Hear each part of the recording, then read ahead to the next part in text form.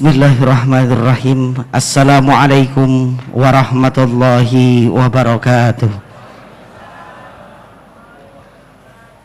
Alhamdulillah, innal hamdalillahi nahmaduhu wa nasta'inuhu wa nastaghfiruh wa na'udzu billahi min shururi anfusina wa min sayyiati a'malina.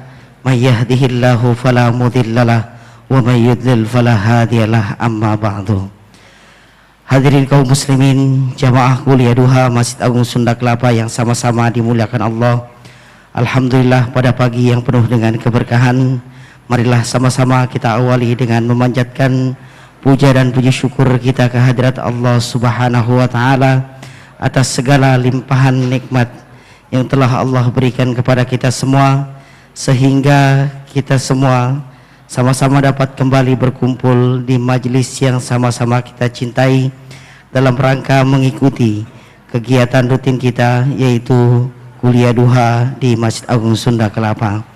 Dan yang kedua, salawat seiring salam senantiasa marilah sama-sama kita sanjungkan kepada baginda Nabi besar kita, Nabi Muhammad sallallahu alaihi wasallam. Dan hadirin jamaah yang dimuliakan Allah, pada kesempatan pagi yang penuh dengan keberkahan, sama-sama kita akan melengkapi ibadah kita pada pagi hari ini dengan mendengarkan ceramah duha yang pada kesempatan kali ini insyaallah akan diisi oleh guru kita, salah satu Dewan Pakar Masjid Agung Sunda Kelapa, Al-Mukarram Al-Ustadz Kiai Haji Saifuddin Amsir MA. Dan alhamdulillah beliau pun telah hadir di tengah-tengah kita. Tapi sebelum itu, perkenankan kembali kami selaku pembawa acara akan membacakan beberapa pengumuman untuk jamaah sekalian dan juga beberapa permohonan doa dan bacaan suratul Fatihah dari jamaah Masjid Agung Sunda Kelapa. Adapun hal yang pertama perlu kami informasikan kepada jamaah sekalian untuk penceramah duha pada Ahad yang akan datang, pada Ahad 29 September 2013, insyaallah akan diisi oleh Al-Mukarram Al-Ustadz Kombes Dr. Andes Yahya Agil MM. Dan juga perlu kami informasikan pula untuk hasil kantong amal pada pelaksanaan kuliah duha Ahad kemarin, yaitu Ahad 15 September 2013, alhamdulillah sebesar 13.518.200 rupiah. Semoga apa yang sudah dikeluarkan oleh jamaah sekalian berupa infak dan sedekah, insyaallah Allah Subhanahu wa taala akan menggantinya dengan pahala yang berlipat ganda. Amin ya rabbal alamin. Dan selanjutnya ada beberapa permohonan doa dari jamaah sekalian. Mohon keikhlasan dari jamaah sekalian untuk sama-sama kita membacakan suratul Fatihah. Dikhususkan yang pertama untuk kesembuhan dari Ibu Hajah Arni, dan juga untuk kesembuhan dari Bu Ngadini, serta untuk kesembuhan daripada Ibu Risti yang sedang sakit. Semoga Allah Subhanahu wa taala angkat penyakitnya dan diberikan kesehatan dan juga kesembuhan oleh Allah Subhanahu wa taala. Ala hadhihi niyyah wa kullu niyatin salihah ila hadratin Nabi Mustafa Rasulullah sallallahu alaihi wasallam. Al-Fatihah. A'udzubillahi minasyaitonir rajim. Bismillahirrahmanirrahim. Alhamdulillahirabbil alamin arrahmanir rahim maliki yaumiddin. Iyyaka na'budu wa iyyaka nasta'in. Ihdinas siratal mustaqim. Siratal ladzina an'amta 'alaihim ghairil maghdubi 'alaihim waladdallin. Amin. Amin amin ya rabbal alamin. Hadirin kaum muslimin, bapak-bapak, ibu-ibu, dan juga para pendengar setia Radio MSK dimanapun Anda berada. Dan selanjutnya marilah sama-sama kita akan kembali mendengarkan ceramah duha pada pagi hari ini yang akan disampaikan oleh guru kita Al-Mukarram Kiai Haji Saifuddin Amsir MA. Kepada beliau dengan segala hormat kami persilahkan.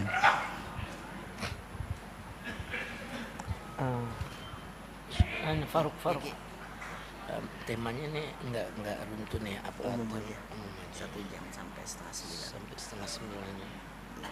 sampai setengah 9. Ane mau baca Fatihah dulu karena itu boleh didengarkan, boleh kan? Boleh. Nah, baca Fatihah dulu, ini materinya umum aja.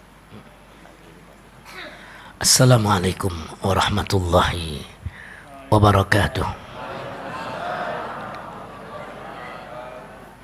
Al-Fatihah ala niyatil qabul wa tamami kulli sul wa ma'mul wa ala salahi syan zahiran wa batinan wa biniyati anna Allah al-karim yaftahu alayna futuhal arifin wa yufaqihuna fid din ويرزقنا كمال الإخلاص واليقين وثم إلى أرواح مشائخنا ومعلمينا في الدين ثم إلى روحي خصوصا شيخنا كي هجي محمد شافعي حدامي وشيخنا الحبيب عبد الله بن حسين الشامي وشيخنا كي هجي عبد الله شافعي وشيخنا قرو حسن مرطها وإلى حضرة النبي محمد صلى الله عليه وسلم وآله وصحبه الكرام.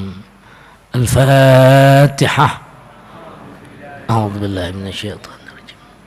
بسم الله الرحمن الرحيم. الحمد لله رب العالمين الرحمن الرحيم مالك يوم الدين إياك نعبد وإياك نستعين اهدنا الصراط المستقيم صراط الذين أنعمت عليهم غير المغضوب عليهم ولا الضالين. Baca lagi Al-Fatihah, kita niat bibarakatil Fatihah wa asrariha wa anwariha wa barakatiha. Allah ampuni dosa-dosa kita, Allah maafkan kesalahan kita, Allah pelihara diri kita, iman Islam kita, anak istri dan harta benda kita, semuanya Allah jaga dari segala bala, musibah dan fitnah. Orang yang ada punya niat jahat terhadap diri kita atau berbuat jahat terhadap diri kita, Allah nggak sampein kejahatannya, nggak kena kita, melainkan Allah balikkan jadi nikmat buat diri kita. Al-Fatihah. أعوذ بالله من الشيطان الرجيم. بسم الله الرحمن الرحيم. الحمد لله رب العالمين الرحمن الرحيم مالك يوم الدين إياك نعبد وإياك نستعين اهدنا الصراط المستقيم صراط الذين أنعمت عليهم غير المغضوب عليهم ولا الضالين. آمين. Baca lagi Al-Fatihah satu kali lagi. Kita niat bibarakatil Fatihah wa asrariha wa anwariha. Allah sembuhkan segala penyakit kita yang zahir dan yang batin, beserta penyakit jamaah kita, kawan-kawan kita yang minta didoakan sembuh ya Allah. Allah mudahkan urusan kita, Allah kabulkan hajat kita, hajatnya Zawiyah Jakarta terutama. Al-Fatihah. A'udzu billahi minasyaitonir rajim. Bismillahirrahmanirrahim. Alhamdulillahi rabbil alamin arrahmanir rahim maliki yaumiddin iyyaka na'budu wa iyyaka nasta'in ihdinas siratal mustaqim siratal ladzina an'amta 'alaihim ghairil maghdubi 'alaihim waladdallin. Ya Rabbi bil Mustafa بلغ مقاصدنا واغفر لنا ما مضى يا واسع الكرم.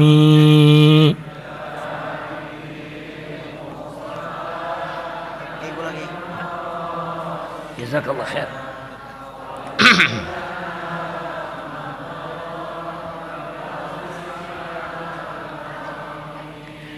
يا ربي هيئ لنا من أمرنا رشدا واجعل معونتك الحسنى لنا مددا.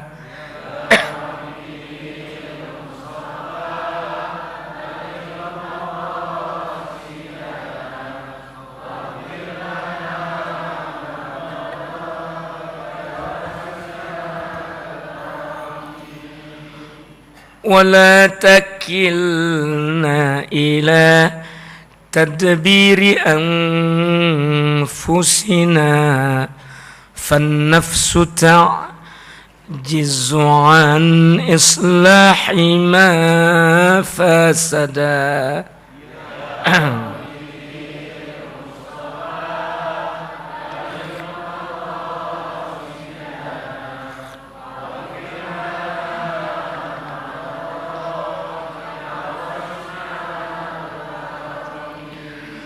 Antal alimu wa qad wajjahtu ya amali ila rajaika wajhan sa'ilan wa yada.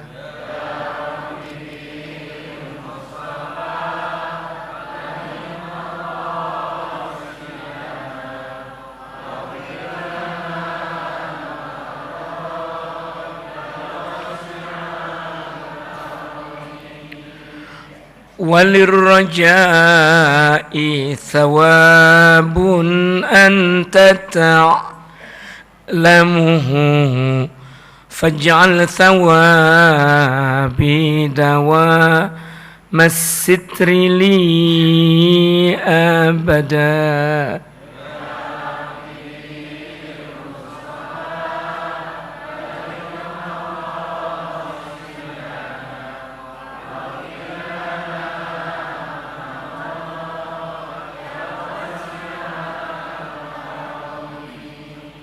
Allahumma salli wa sallim wa barik alaihi wa ala alihi. Para jamaah, Bapak, Ibu, Saudara, anak-anak saya yang saya cintai dan saya hormati dan saya muliakan. Yang saya muliakan tentunya yang tua-tuaan, yang mudah-mudahan ibadatnya udah pada kenceng, ya, udah banyak berjuang untuk umat, banyak memperhatikan arah yang mesti ditempuh oleh umat agar tetap berada dalam jalan yang diridhai Allah, siratul mustaqim. Jadi ada yang mesti saya cintai, ada yang mesti saya hormati, dan sekaligus ada yang mesti saya muliakan.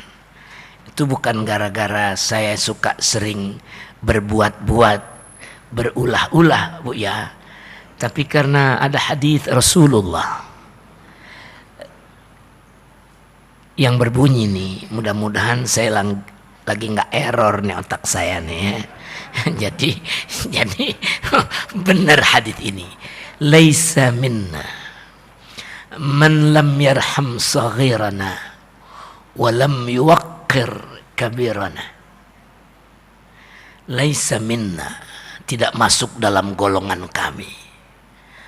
Itu sabda Rasulullah.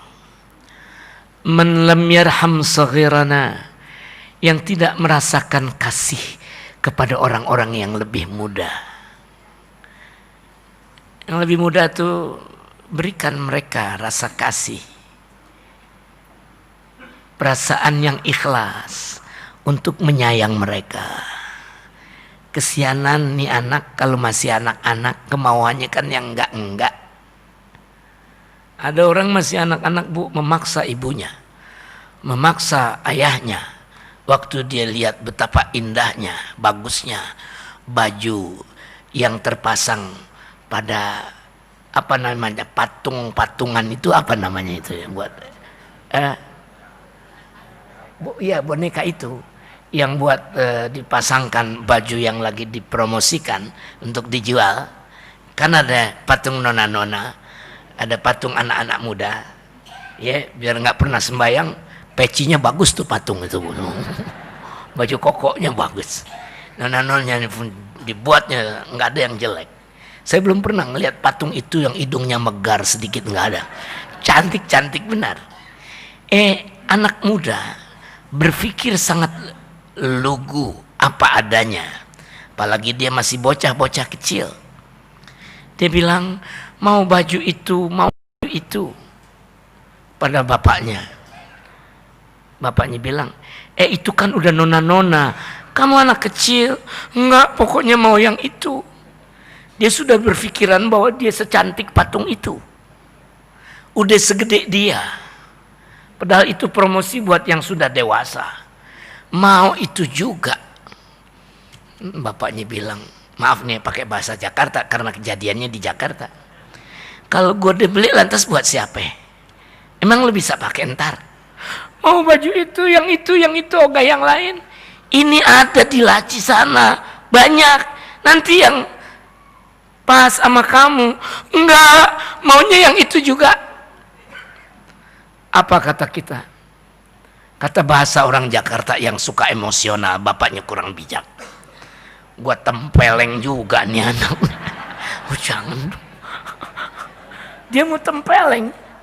Itulah tindakan psikologis yang terbijak yang ada di kepala dia.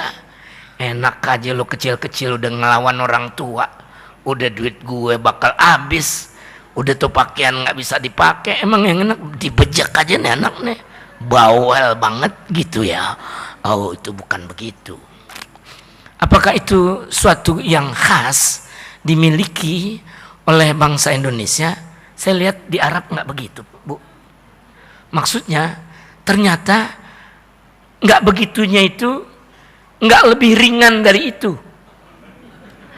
Mungkin ini yang Allah tunjukkan pada saya nggak tahu ya. Seorang ibu muda masih cantik betul, baru punya anak satu umur 3 tahunan, bawel betul di Masjidil Haram. Itu digebukinya kayak ngegebukin maling. Dia tampar besar, keras-keras anaknya itu. Lalu ditarik bukan kupingnya tetapi rambut yang ada di sini. Ya Allah, maaf ya, saya juga pernah mengalami itu waktu SD, ditarik rambut saya. Tapi yang saya tahu itu orang paling kejam di sekolah saya, yang selalu berhadapan dengan masalah kekurangan duit. Gaji itu semua nggak ada pernah jadi gede sama dia. Jadi dia lampiaskan dengan kegalakannya terhadap anak-anak. Saya ingat, ya Allah, gue sih masih mending udah SD ditarik begini. Gara-gara nggak mau beli bukunya Bu Tambunan. Bukan menyela orang itu, kebetulan dia Kristen yang namanya Tambunan. Paling galak di sekolahan saya. Udah meninggal ya. Saya aja udah 58. Dia tambah 23 deh. Oh, kalau kena ngejewer anak, urusannya kecil-kecilan saja. Kenapa nggak beli buku yang saya jual? Kenapa nggak ini? Biar lu pinter kayak apa gue itu. Nah, yang itu saya lihat kembali di depan mata saya. Kenapa anak yang tampan ini, gedenya kayak apa? Kalau bukan jadi presiden. Kalau iya, ya Allah, presiden yang udah ditarik-tarik ya, cambangnya sejak masih kecil. Perempuan muda yang cantik itu, yang kadang terbang ke sana, terbang ke sini karena duitnya cukup, tapi masih melampiaskan hawa dendamnya dengan cara yang salah. Dia bukan guru ngaji. Kalau guru ngaji itu untuk membentuk disiplin ngajinya. Itu juga di masjid juga, Bu, di Masjidil Haram dan di Masjid Nabawi. Pada waktu umroh saya biasa, kalau di bulan puasa itu anak-anak mengaji Quran, menghafal Quran ya. Saya lihat 3 tahun, 4 tahun di depan gurunya yang orang Mesir. Sampai sekarang juga gurunya masih dia juga itu. Al-Allamah, guru Quran yang mengajarkan tahfizul Quran dari anak masih belia sekali, masih dini sampai remaja. Saya lihat dia menampari anak yang umurnya 12 tahun. Waduh, Mak, kalau mukanya yang ditampar udah nggak bisa nengok lagi besok deh tuh. Tangannya gede banget orang Mesir, ya. Dan dia orang alim, jadi saya nggak menyangka orang alim tuh gitu. Nggak taunya bukan cuma nampar, dia pelintir tangan anak itu, dia tariknya ke atas, Dia pukul lagi kepalanya ke bawah. Ma tahfaz inta? La adrib anta, walakinni adrib syaitanak. Aku enggak pukul engkau, yang kupukul setanmu. Kelepuk. Biar setan yang ente pukul juga yang puyeng tuh anak. Yang saya heran, anak muda yang hampir remaja, kan 12 tahunan gitu, tapi dianggap paling membawa bencana pada kelas itu. Karena yang lain umur 4 tahun, umur 3 tahun. Iqra illa ayyi juz'in wasalt. Baca juz apa yang kau sudah sampai sekarang. Juz 14, maka dia baca juz itu. Dikasih duit oleh gurunya. Nih, 50 real. Kalau yang bagus langsung dia kasih uang. Tapi ini nih, si 12 tahun. Yang 4-5 tahun lancar-lancar. Yang 3 tahun lagi, Allah Karim. Saya dengerin lancar bener. Itu dikasih uang semuanya oleh gurunya. Maka si tambang yang nggak lulus hafalannya ini dipukul habis-habisan oleh gurunya. Karena dalam logika gurunya, bila engkau berkesungguhan, kau dapat lebih bagus dari anak-anak bocah itu. Jadi engkau termasuk pionir yang melemahkan sistem hafal Al-Quran yang ada di sini. Jadi kau saya pukul. Teriakin, televisiona, anta tusyahid televisiun daiman kulla laila, kelepok. Anak itu cuma ngangguk-ngangguk saja, sebab dia masih merasakan kasih sayang gurunya. Tapi kalau si nyonya muda yang cantik itu, saya nggak tahu itu kasih sayang yang dilakukan terhadap anaknya apa semacam emosi yang berlebihan, pertanda otoritas keibuan saat ini sudah melangkahi rasa kasih. Makanya Nabi cuma bilang, man lam yarham saghirana laisa minna man lam yarham saghirana. Bukan termasuk golongan kami yang tak punya belas kasih terhadap yang lebih muda. Walam yuwakkir kabirana, dan tidak menghormati yang lebih tua. Jadi bukan materinya dulu nih Pak, tapi yang insidental yang mesti kita jadikan pengantar. Kan saya bilang yang saya cintai gitu ya, yang saya kasihi, biar banyak anak-anak muda yang ikut dikasihi oleh yang tua-tua. Banyak juga anak-anak muda kita, ini cucu saya juga mau ngikutin aja. Dikirain saya galak kali. Enggak nih, namanya Sibghatullah. Dipanggilnya si Bi, injit ente enggak galak nih. Buktinya ngomongnya begini. Ya toh, man lam yarham saghirana. Jadi kasih yang muda. Wa lam yuwaqqir kabirana. Hormati dong yang tua.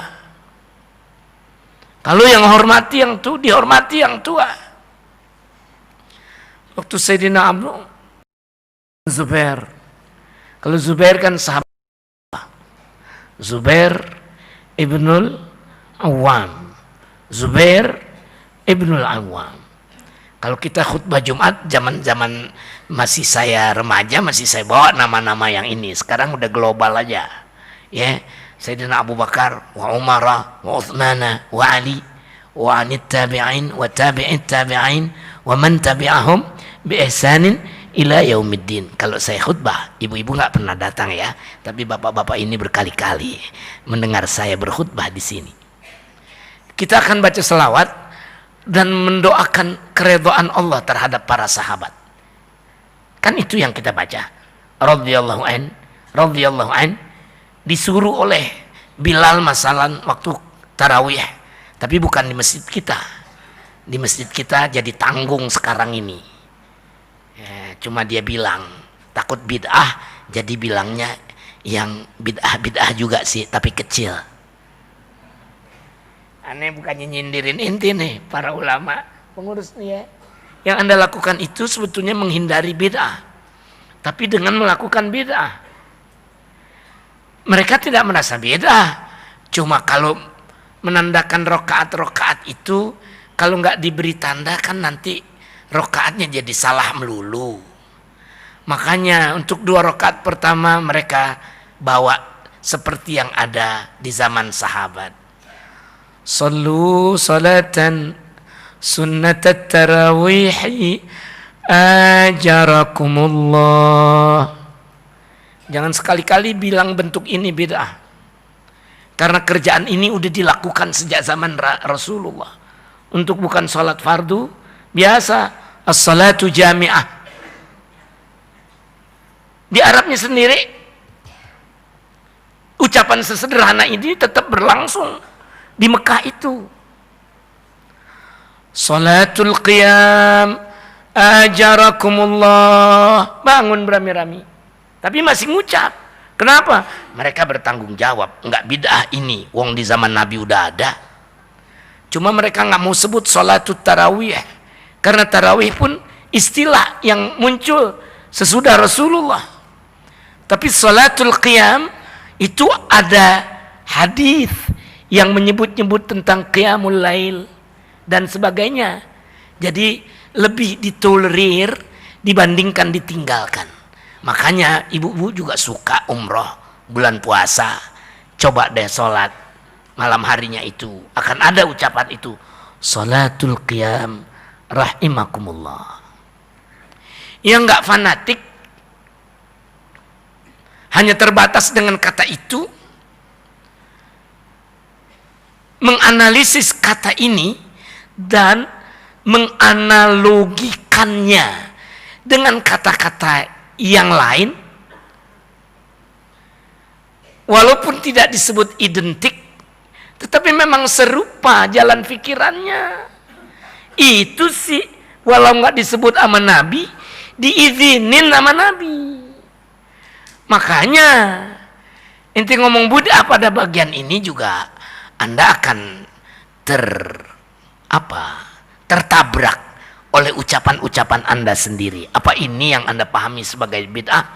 Biar kagak Nabi nggak sebut, tapi pengertian-pengertian ini Nabi yang tunjukin.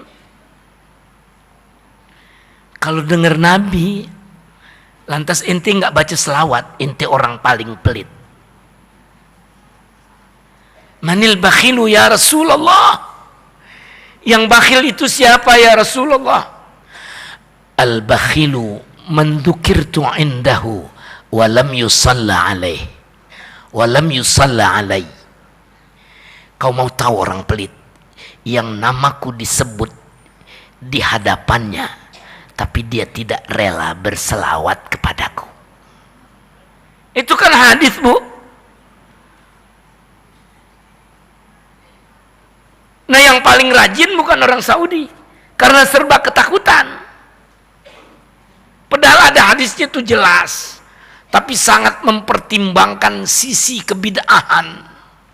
Ketakutan dengan bid'ah, maka sampai daerah yang masih disuruh oleh Rasulullah, bahkan kan agak keras.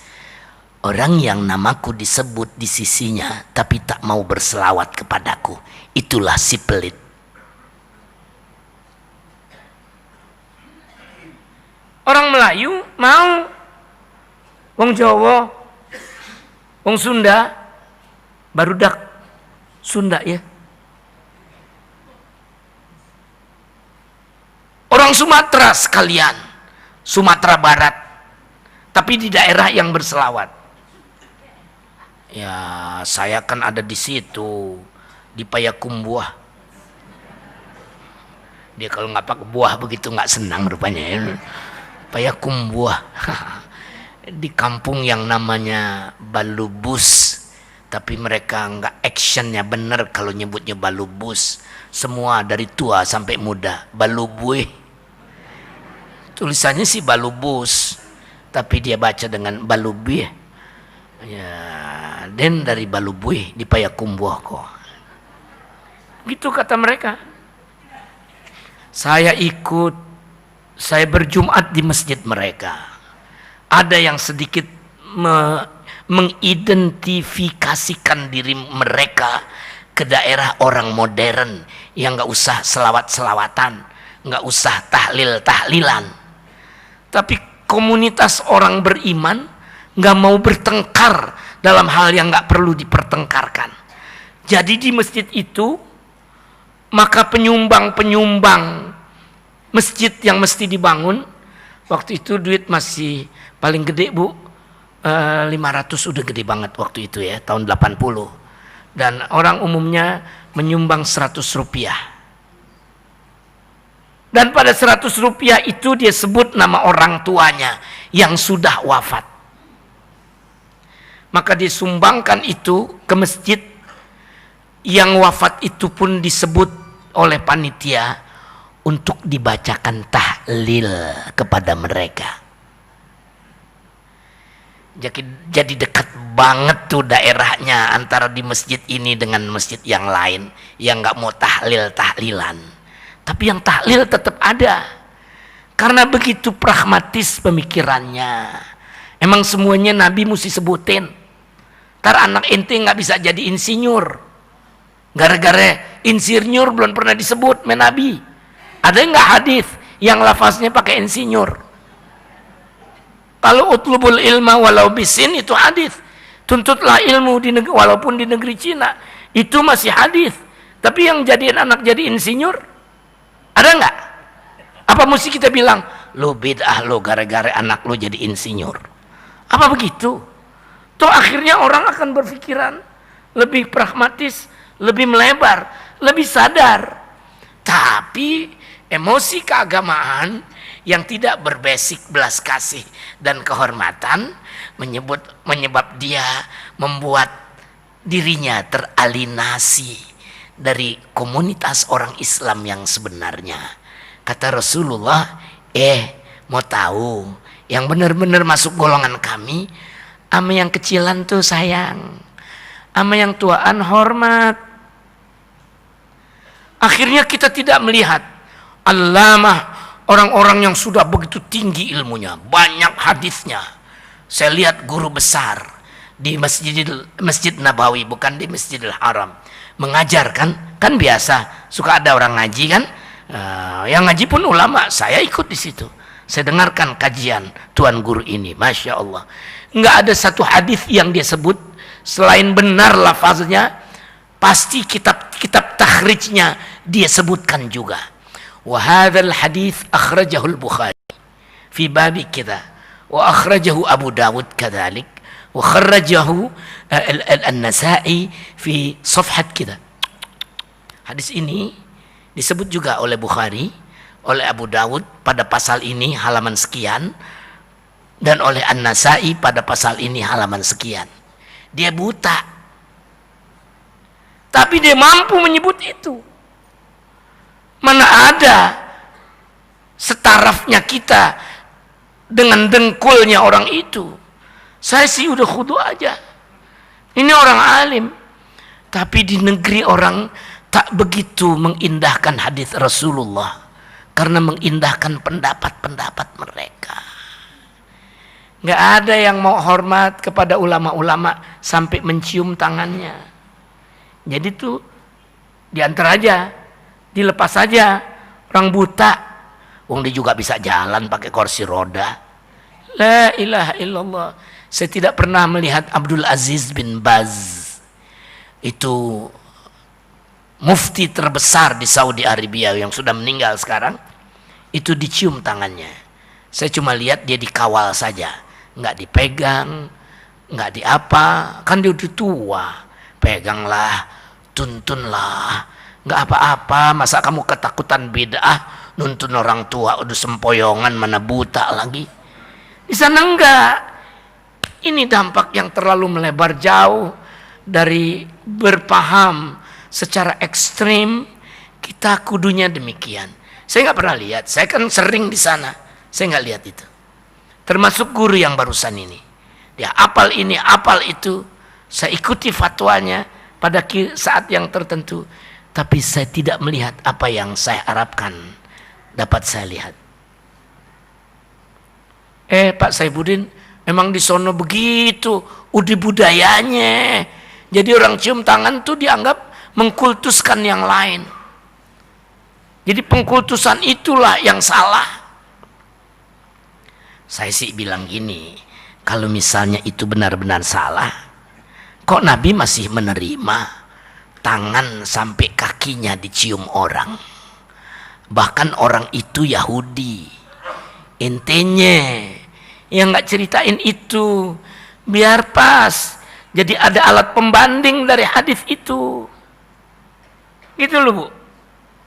Ya, memang Nabi bilang kafakal musafahah. Pada saat kita baru datang ya Rasulullah, orang mencium-cium kita, orang memeluk-meluk kita, apakah itu yang mesti dilakukan ya Rasulullah? Nabi bilang la, bal kafakal musafahah. Nggak usah, salaman aja udah cukup. Tuh, Nabi aja bilang salaman cukup. Pak, dengerin tuh Pak, hadisnya sahih tuh. Bener nggak orang yang berkata bahwa bersalam-salam saja sudah cukup tanpa berpeluk, tanpa bercium-ciuman kiri dan kanan? Bener nggak kalau dibilang salaman saja sudah cukup? Ayo Pak dong, bener nggak? Bener nggak? Kok Bapak kebingungan? Nggak mau nyautin? Ibu, bener nggak tuh Bu? Tuh bener. Wong Nabi bilangnya begitu. Tapi benarkah bila dipahami? Nah, dengan demikian Nabi ngelarang kita cium tangan, ngelarang kita berpeluk-pelukan, ngelarang kita berdiri waktu duduk ketika datang orang-orang yang udah jadi ulama. Wong Nabi bilangnya kafakal musafahah, cukup engkau bersalaman saja. Ada dua nih pertanyaan. Yang satu, benarkah kita saat kita berkata nggak usah peluk cium, cukup bersalaman saja? Karena Nabi pun mengatakan demikian. Itu pertama. Udah jawab Bu ya, benar. Gitu kan? Itu kan yang Ibu jawab barusan. Meskipun om-om kita ini ragu-ragu. Tapi Bapak nggak ragu-ragu, hanya lebih telaten mikirinnya ini ya. Oke. Nah yang kedua, benarkah kita pada saat mendengar hadis itu lalu berkomentar seperti komentarnya banyak anak-anak muda? Tuh, dengan demikian Nabi melarang berpeluk cium, melarang bangun berdiri saat yang tuaan datang, wong dia cuman ngomong, cukup berjabat tangan. Nah yang ini yang lebih gampang barangkali buat ibu-ibu ya. Benarkah pandangan orang yang berkata kita dilarang berpeluk cium dan bangun menghormati orang tua? Pertanyaannya, kita dilarang oleh Rasulullah karena Nabi mengucapkan itu. Benarkah kita dilarang? Oh pinter banget ibu-ibu. Kalau gitu saya udah nggak usah ngajar lagi deh. Pinteran ibu-ibu. Kalimat itu benar. Bapak nggak usah jawab Pak ya. Udah ngedenger jawaban ibu-ibu. Benar itu Pak. Jadi batas terjauh dari kalimat itu hanya memberikan batas maksimal. Pokoknya standar terakhir dari perilaku kita, sekadar engkau berjabat pun kemesraan itu sudah tersambung. Sekadar berjabatan itu pun kasih dan hormat seperti yang ada di situ sudah terjadi. Tapi apakah saya menyuruh orang jangan berpeluk, jangan bercium-cium, jangan, kan orang Arab kalau ciumin pakai 3 kali kanan 3 kali kiri Bu. Sampai yang lagi ngurusin pasportnya biar dipanggil masuk embarkasi buru-buru pergi dari Jeddah menuju Mekah itu biar lebih cepat, itu sangat terganggu, Bu. Udah paspornya setumpuk, mesti dikerjain buru-buru, orang yang dipanggil diajak bercanda, datang Sa'ud bin Sa'id, sahabat lama, main kelereng di kampung dulu. Dia akan tetap berjabat tangan, berpelukan, lalu melahirkan gaya Arab yang khas. Dia rapatkan pipi kanannya dengan pipi kirinya. Ya Rabbana ya Karim, yang lagi diperiksa, ya gue ketelatan juga nih, Mana acak-acakan kalau begitu, udah nggak mengenal arti antrian. Kita udah antri di depan, tahu-tahu ada sahabatnya di belakang. Ente Sa'ud, sini deh duluan. Ngobrol apa. Ternyata pada versi yang salah, dia melakukan apa yang mereka anggap sebagai bid'ah. Enggak bid'ah, Bu, karena kalimat itu bukan larangan. Pak, bukan larangan, hanya pernyataan. Bila berjabatan tangan, cukuplah rasa kasih mesra itu terwakili. Laki dengan lelaki, perempuan dengan perempuan, tapi tidak sama sekali dilarang. Nah, intenya tinggal aneh tuh saban-saban orang salaman, semasjid salaman. Padahal kan bukan pada tempat itu ya, aslinya bukan itu. Tapi dia bikin dari pahala yang disebut oleh hadis-hadis soal pahala yang berguguran dosa-dosanya dengan sebab berjabatan tangan. Itu ada hadisnya, Bu. Tapi fanatik banget, diciptakan suasana biar bersalaman sehingga sampai dosa-dosa kita yang gede-gede, yang kemarin istrimu aku ketakin dan bersiul-siul, tak siul, udah habis ya, impas ya, kan kita udah salaman. Apa begitu, Mak? Saban sehari bersalaman, tapi saban sehari bermaksiatan. Apa begitu? Jangan dong. Makanya hadis ini nggak pernah hadis kuat. Memang ada, diamalin. Saya sih setuju aja. Wong di Malaysia saya nggak bisa pulang, salaman orang satu masjid. Wah, ini hadisnya dari Jawa ini. Salaman semasjid. Apakah salah? Nggak dilarang. Cuma coba deh tolong dipikirin. Dilarang sih enggak. Pahalanya juga diunjukin sama Nabi. Tapi apakah boleh menjadi lebih dari ramah? Pak, maaf ngomongnya. Menjadi lebih dari ramah. Maka dia yang mendambakan pahala dari selawat itu sambil berjabat tangan itu lebih menginginkan pahala. Dipelukin gurunya, ditempel pipinya kiri dan kanan. Kalau yang nempel pipi itu cuma 2-3 orang ustadz, yang ditempelin masih enak. Nih yang belum mandi ikut nempel juga.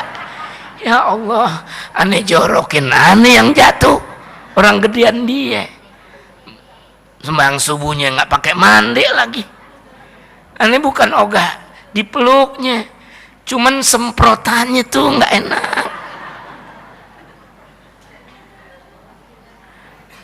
Itu dari realitas yang bukan diceritakan orang. Saya sangat menderita pada saat usia saya tua. Udah sering sakit, badan seloyongan, kepala muter-muteran. Nih yang pelukan sambil kiri kanan. Lu enak cuman meluk gue sendirian. Ya kan? Gue nih 10 orang meluk-meluk begini. Wangi aja semuanya masih kagak enak. Karena yang terbentur adalah saraf-saraf di kepala ini. Kalau dia nggak balik lagi, tuh vertigo ngacok terus. Ntar gue digotong orang gara-gara dipeluk-peluk. Jadi bukan dilarangnya. Tapi ada daerah-daerah yang sudah diketahui Rasulullah dalam ilmunya yang lama. Cukup deh salaman. Enggak aneh cinta sama Saifuddin Amsir, gua peluk deh. Ya 3 orang aneh masih tahan, 7 orang udah puyeng. masih antri lagi yang di belakang. La ilaha illallah. Oke ya, pengantar yang sangat awal, yang sangat gampang buat dipikirin. Jadi bagaimanapun bila dipandu oleh Rasulullah biasanya tidak merupakan larangan, tapi perlu perhatian. Bahwa yang tidak dilarang pun bila engkau lakukan dalam emosi, dalam kesalahan, dalam pertahanan tradisi, dalam basa-basi, suka terjadi hal-hal yang tidak mengenakkan. Nabi sih berkali-kali begitu, dipandunya oleh Allah langsung. Waktu orang itu dalam rapat tentang penyerahan kota Madinah kepada orang kafir, yang akhirnya orang kafir terusir dari Madinah.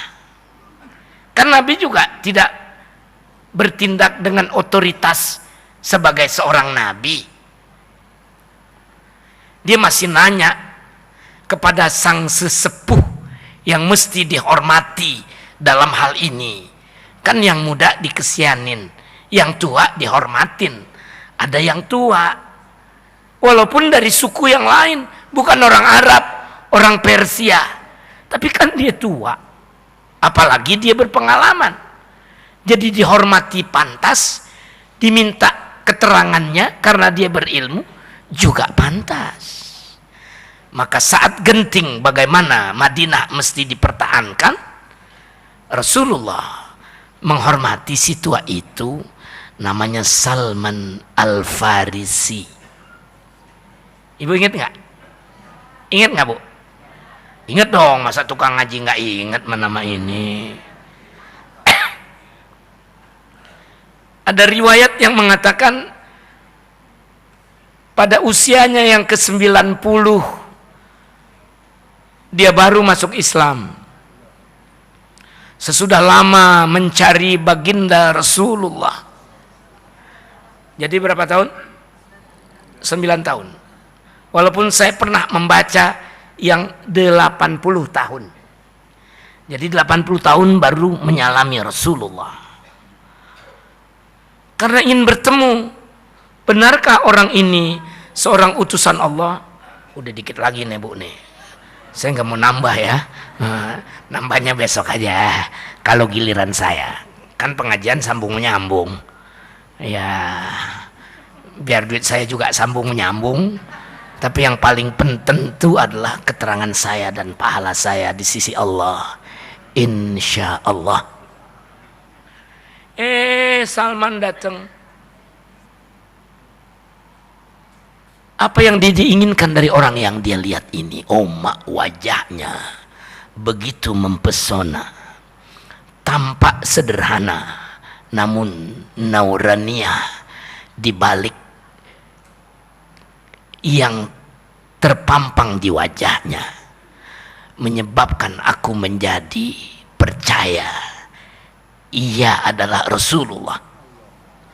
Jadi beberapa orang kafir jahiliyah itu jadi masuk Islam cuma karena ngelihat Nabi. Ada yang begitu. Tapi bukan Salman Al-Farisi.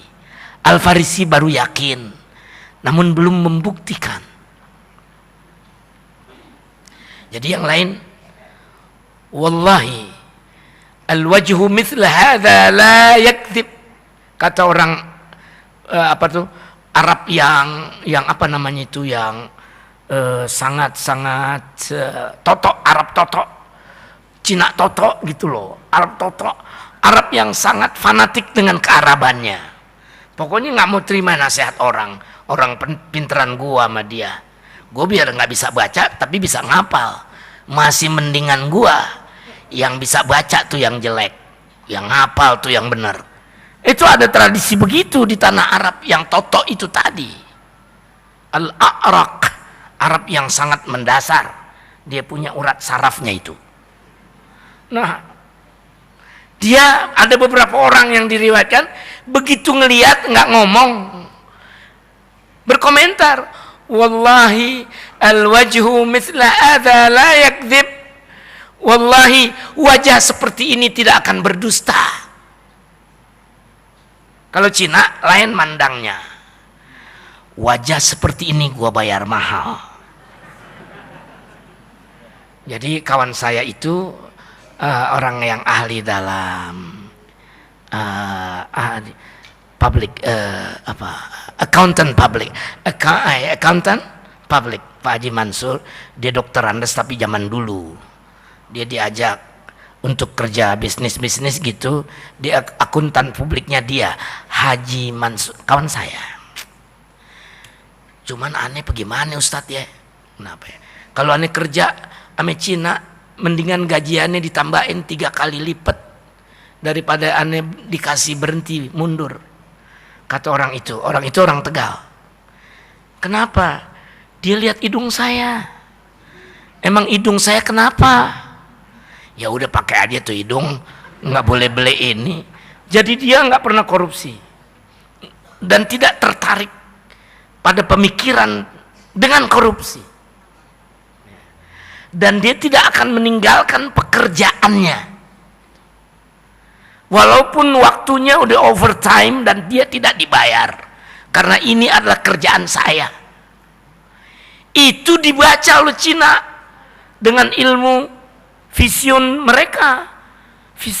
mereka. Hidungnya kawan saya itu memang mancung lalu membungkuk sedikit ke depan, mirip hidungnya Pak Hamzahas, tapi hidungnya dia lebih mahal di mata Cina dari hidungnya Pak Hamzahas karena tulen. Kerjanya Pak nggak ada yang ditinggal, nggak ada yang ribut. Kalau ada yang sulit mesti diselesaikan, mesti pakai jam 2 malam, dia nggak minta bayaran lebih. Nggak ada overtime yang dia tuntut, lu mesti tambahan sekian, nggak, dia kerjain sampai tuntas. Itu ada ilmunya sama orang Cina. Orang Arab juga ada begituannya berdasarkan pengalaman.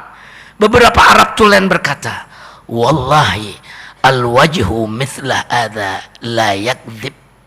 Demi Allah, wajah seperti ini tak akan berdusta. Jadi dia benar utusan Allah. Asyhadu an la ilaha wa asyhadu anna Muhammadar. Ada yang begitu. Salman juga begitu. Dia bukan Arab, dia orang Persia. Tapi dia 90 tahun menurut satu riwayat, udah 8 tahun menurut riwayat yang lain. Karena orang dulu kan lahir nggak ada catatannya, Bu. Tahu-tahu tua aja. Jadi riwayat mengatakan 80 ada, 90 juga ada, 70 yang tidak ada. Jadi memang benar-benar tua. Saat itu dia menghadap Rasulullah. Dilihat wajahnya, muncul yakinnya. Ini Nabi. Tapi aku ingin dengan pembuktiannya. Kata pendeta-pendeta Nasrani, Nabi akhir zaman itu punya petanda yang khusus. Mau menerima hadiah, tapi tak mau menerima sedekah. Adanya di dalam kitab mereka, tertulis dalam the Bible waktu itu, dalam Taurat, dalam Injil, dalam Zabur, pokoknya di tengah ketiga kitab suci ini, secara zahir sebutan itu ada. Jadi kalau sekarang kan udah jadi the Bible. Ya, dulu masih satu-satu ya, Taurat duluan, lalu Zabur, lalu ya kitabnya Nabi Allah Isa alaihissalam. Dia udah dapat informasi dari pendeta-pendeta tua masa lalu. Qis bin Sa'idah, Arab tulen yang mempunyai wawasan spiritual, sampai berangkat menjadi seorang clairvoyance.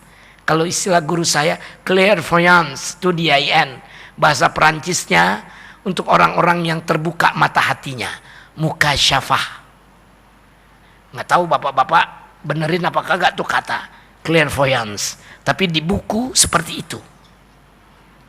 Nah, Qis bin Sa'idah aja yang ada bersama Rasulullah, tapi nggak mau masuk Islam, nggak mau dikufurin men Nabi, tetap masuk daerah yang perlu dihormati juga, Karena walaupun dia nggak ngikutin Rasulullah, dia tetap ngikutin Nabi Ibrahim.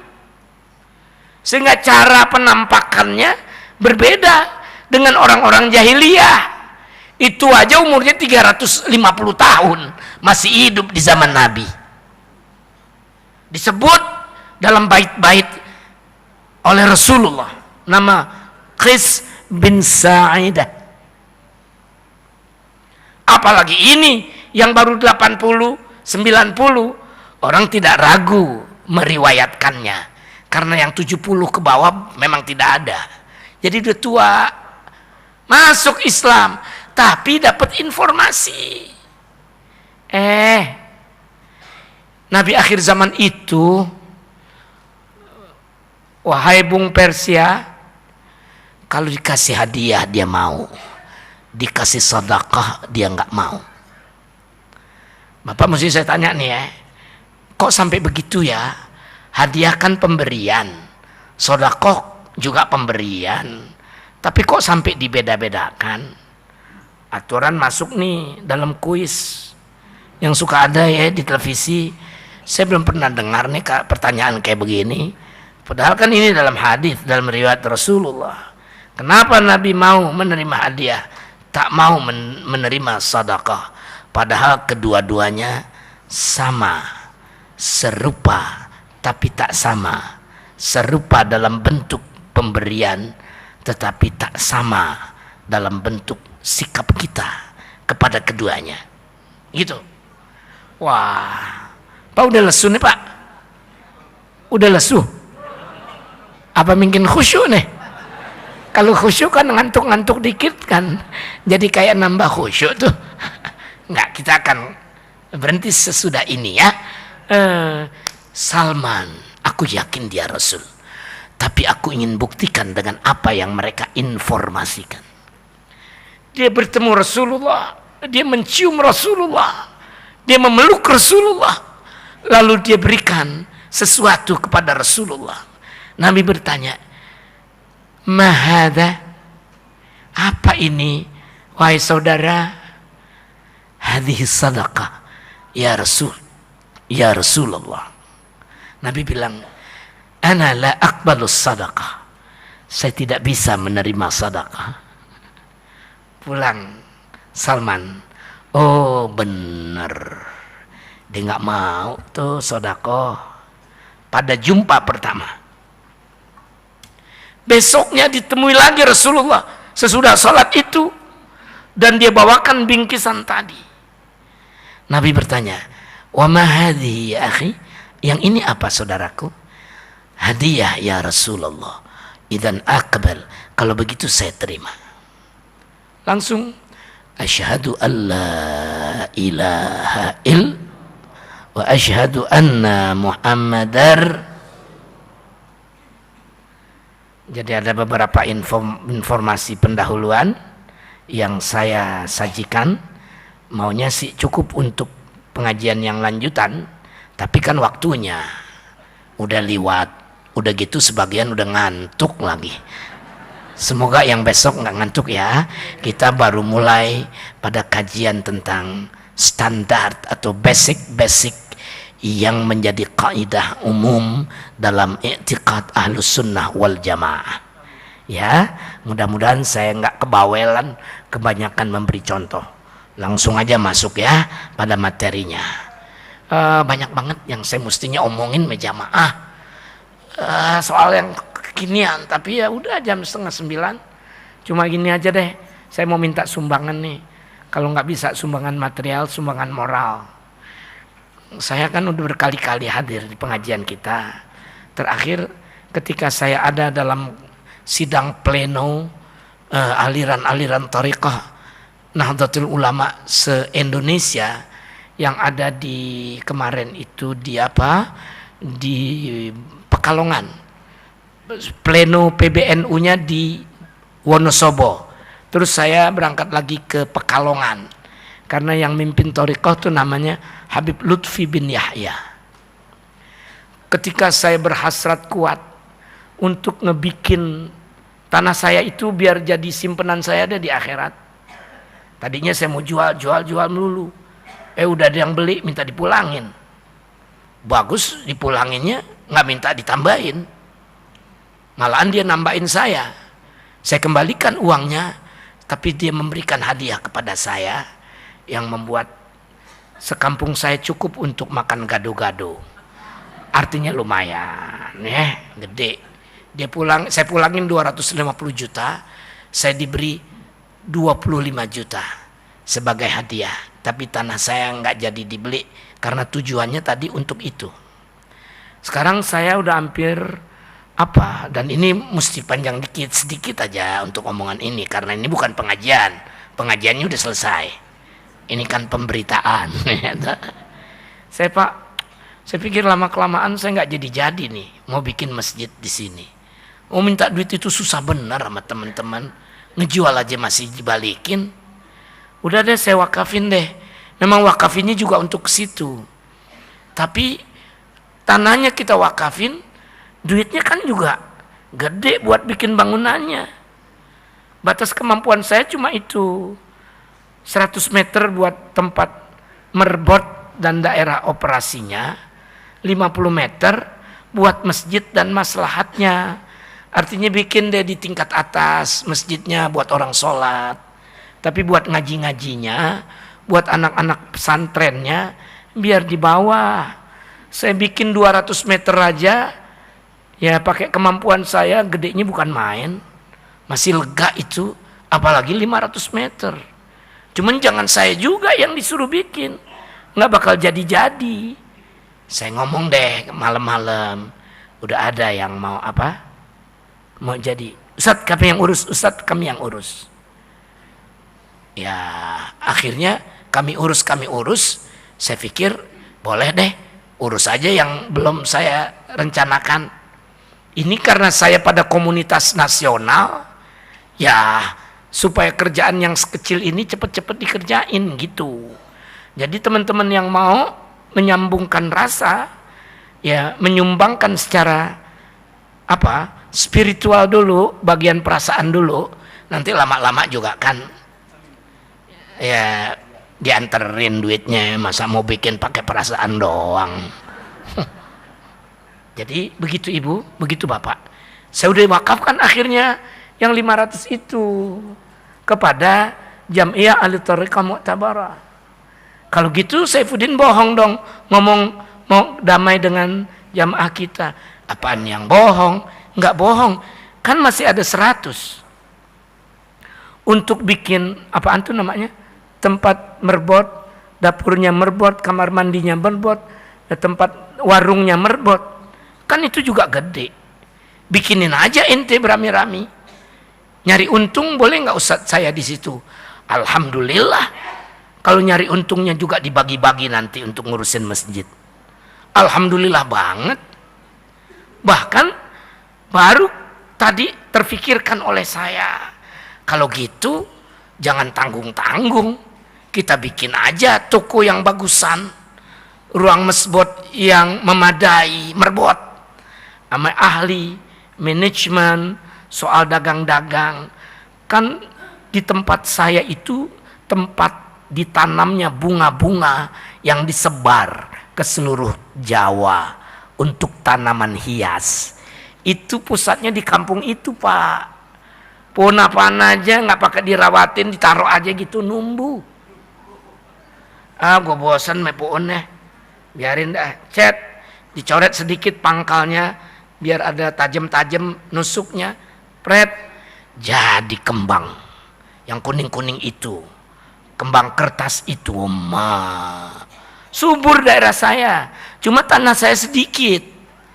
Jadi saya wakafin aja udah, lillahi ta'ala. Tapi yang sini jangan sedikit hasilnya. Jadi taman merbot juga, jadi toko juga. Siapa yang punya Ustadz? Yang punya saya. Tapi yang dagang siapa aja boleh. Asal bisa nyumbangin apa-apa ke masjid itu. Ya, kan it's very gampang. Take it easy. Kita cuma boleh dikasih oleh Allah.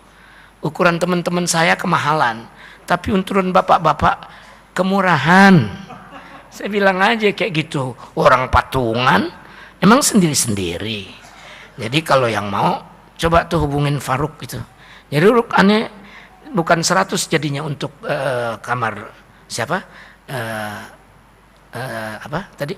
Merbot. Jadi 200 saya tambahin lagi tanah saya. Supaya ada yang diwakafin, ada yang belum diwakafin. Jadi kita dagang di situ. Kamar merbot di sebelah sana. Tolongin dong saya. Saya kan cuma ngomong doang. Kalau mau syukur. Kalau nggak mau ya saya kerjain. Masih ada tanah saya yang bisa dijual. Orang Jakarta kan begitu main jual-jual aja. Tapi ini jualan saya untuk kesana. Mudah-mudahan ya. Ada yang sambut ya. Teman saya di sini Faruk. Nggak diomelin sama Pak Aksa Mahmud ya. Kan sama-sama ke akhirat. Kalau dia ngomel nanti dia yang saya bujukin. Kalau bapak ngomel bapak aja bayar semuanya. Al-Fatihah. Alhamdulillahirabbil alamin arrahmanir rahim. Iyyaka na'budu wa iyyaka nasta'in. Ihdinas siratal mustaqim. Siratal ladzina an'amta 'alaihim ghairil maghdubi 'alaihim waladdallin. Sallallahu ala sayyidina Muhammadin wa ala alihi wa sahbihi wasallam. Alhamdulillahi rabbil alamin. Sekali lagi saya mohon maaf melancangkan diri untuk itu, tetapi sangat berharap Anda menyambutnya dengan penghormatan dan kasih sayang. Assalamualaikum warahmatullahi wabarakatuh. Alhamdulillah wa syukurillah, demikianlah jamaah yang dimuliakan Allah. Telah sama-sama kita mendengarkan ceramah kuliah 2. Semoga banyak manfaat yang dapat kita ambil dan juga semoga banyak hikmah yang dapat kita petik dalam kesempatan pagi hari ini. Dengan demikianlah sebagai kata penutup, marilah sama-sama kita akhiri dan kita tutup majelis kita dengan sama-sama membaca doa kafaratul majelis. Subhanakallahumma wa bihamdika wa asyhadu an la ilaha illa anta wa astaghfiruka wa atubu ilaik. Wassalamualaikum warahmatullahi wabarakatuh.